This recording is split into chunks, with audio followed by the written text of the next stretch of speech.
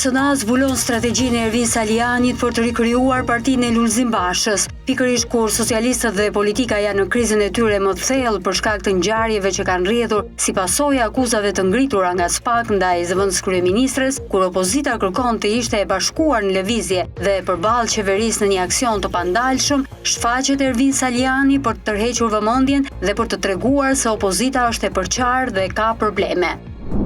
Kuvendi u përfshi në debate të ashpra mes deputetëve të kampeve kundërshtare, Balla akuzoi Agron Shehajn se ka paguar Lulzim Bashën për mandatin e deputetit, ndërsa Shehaj sulmoi kryeministrin për gjykatën kushtetuese.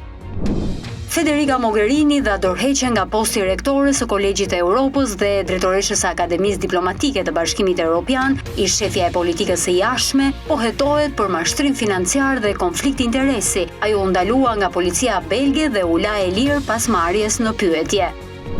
New York Times kallëzoi Pentagonin për censurë dhe shkelje të drejtave të gazetarëve. Padia u dorëzua të njëjtën në gjykatën e Washingtonit dhe u shpall në faqen e gazetës. Rregullat e reja të vendosura nga sekretari i mbrojtjes kufizojnë shumë qasjen e gazetarëve dhe shtojnë mundësinë e sanksioneve, përfshirë heqjen e akreditimit edhe kur ata kërkojnë informacion mbi çështje me interes publik.